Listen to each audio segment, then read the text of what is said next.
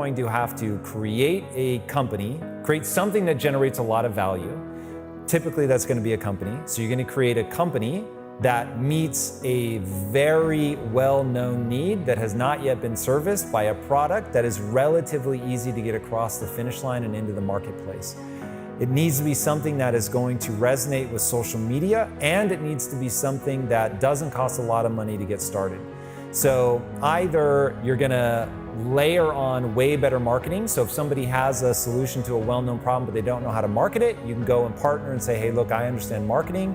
I'm gonna be able to get this out there. Or if you have an information product that can be associated with a known problem that you uniquely can solve. I happen to know a little bit about your background. So if there's an element to working in the music industry, to becoming a professional singer, improving your voice, or something like that, that you really have a beat on, that you know a lot of people are interested in, that you could turn into a course, for instance, that people would really resonate with, that could be a great one. The reason that I keep coming back to information products is you're looking for something that doesn't cost money up front. If you're gonna take Quest Nutrition, for instance, when we were building that, there was still a substantive amount of investment that we had to make. Even just buying a bunch of protein powder was expensive. Buying the liquid fiber, you have to buy them in 55-gallon drums. So it's like there were still thousands of dollars that we had to put in the beginning. To find something that really takes little to no money down, you're either gonna be doing an information product, or you're gonna be doing something that you can make yourself that doesn't have expensive constituent parts, or you're gonna be finding something that's already made that the person doesn't understand marketing. So it's really about what is the bit of value that you're gonna be able to bring to that that's unique, that somebody else can't easily replicate, that the world is gonna know instantly that they need, and you just have to make them aware of it. I would rather get people thinking about, how do I build a business that's doing $1 million in revenue? All the following things apply, but then it's really about reinvesting every dollar that you're getting back into the company to grow and scale. But again, it's a problem with a killer solution that you're doing in a unique way that didn't require startup capital. Get partners that you don't have to pay, that are gonna work as hard as you, and they're good at something you're not. I don't think you're ever gonna get what I would call wealthy in the short term without an entrepreneurial mindset. Now, in the long term, you can invest very traditionally and generate incredible wealth. It's really pretty startling what compounding interest looks like over time. And if you're willing to sit in the stock market, which returns an average percent of 7% over inflation, so being in the stock market for 30, 40, 50 years really is pretty amazing. And you double your capital every 7 years.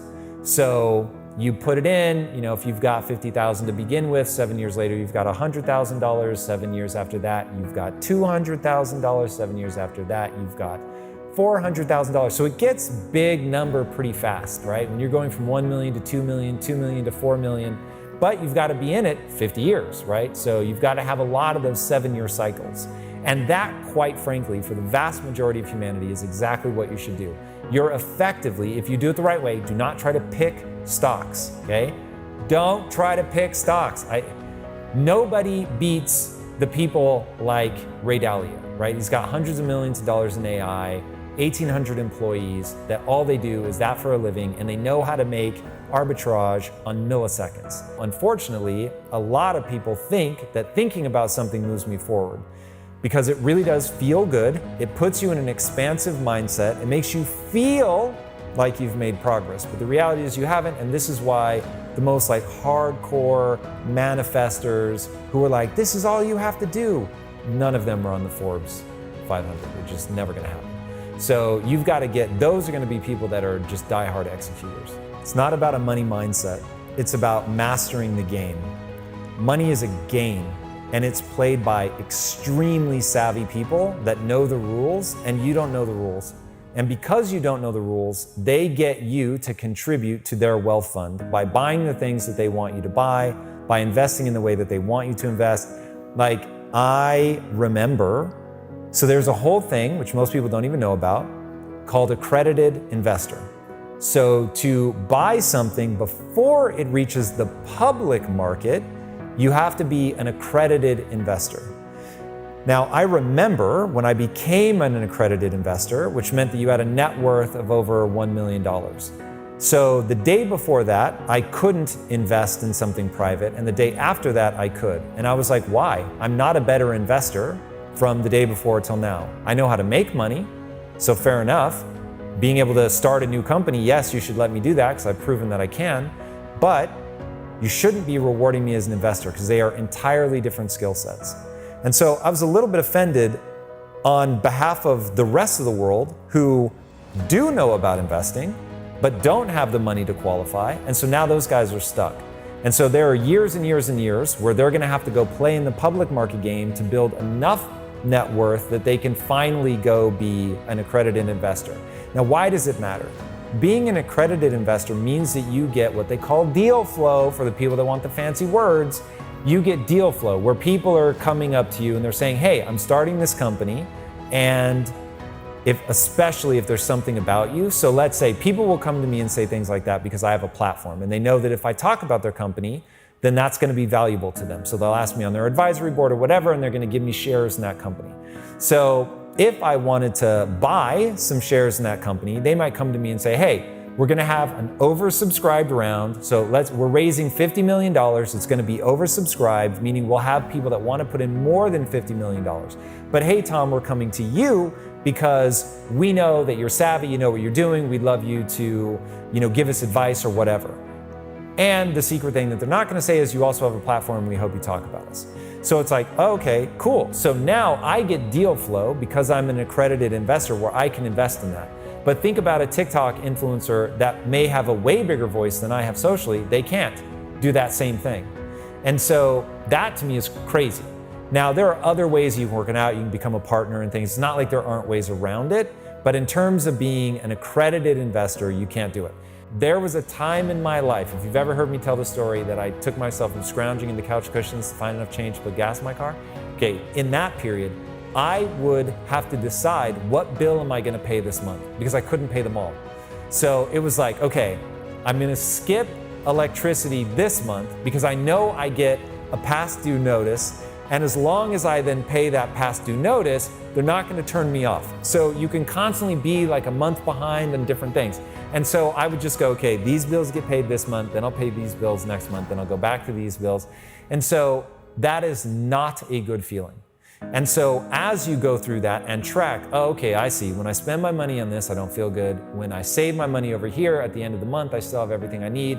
My stress levels are going down. So getting that correlation between, oh, when I eat this way, I feel this way, you start to carry that over. And then if people are willing to really transform their physique, there is not a single thing more powerful if you want to be successful, if you want to get rich, all of it. Change your body first. It does something to your mind. It forces you to develop discipline. It forces you to develop resilience because you have to push through the pain and keep doing that thing you don't want to do. And it works. And then on top of that, I guarantee at some point they're going to find the biologically embedded subroutine that tells you to feel good or bad based on the state of your body. And so if you are strong and you look good in the mirror, you will have a subroutine in your brain that's like, yeah, it's a form of self-worth. This is exactly how people get obsessed with it because it feels innately good. Rich is when you've made enough money that if you spend your principal, you're going to be able to live the way that you want to live. Wealthy is where you can live your lifestyle on the interest of the money that you have, so that it's generational wealth. You'll be able to continue to pass on the capital, and if they're smart, they'll keep living only off of the interest, which means, hey, when you have a good year, you're living rich. When you have a bad year, you're not. Preserve your capital, as they say. So that bulk amount that's kicking off the interest never changes. Money can't do the one thing that people really care about, which is give you a sense of fulfillment. Fulfillment has a recipe, maybe a better way to say it than a math formula. It has a recipe. There are elements, and if those elements are in your life, then you're going to be A-okay. And they go like this. You want to be working really hard for something. That's the way the human mind works. If you're not working really hard, you'll never feel good about yourself. So you're working really hard to acquire a set of skills that allow you to do something for the group that uplifts them and yourself. And then the one thing I will add to that is there better be somebody in that group that you love and care about on an interpersonal relationship level. If you have that, life will always be worth living. And if you don't, it won't, no matter how much money you make. Money matters, money's really powerful, and it does something incredibly useful. It facilitates. So money lets you build the things you want to build, create the things that you want to create. And so we all know that money is extraordinarily useful, which is why people will always chase money. But people think that money's going to make them feel better about themselves, give them fulfillment, and it can't. It's just that's not a thing that money can contribute to beyond giving you the money to build the thing that gives you meaning and purpose, sure. So if that money's necessary to create something that allows you to use your skill set to contribute to the group, then it's useful, right? It's exactly what money does for me now. It's letting me build impact theory, which is the thing that allows me to contribute in the way I want to contribute. So it's powerful in that way, but it is the contribution that makes me feel the way that I want to feel.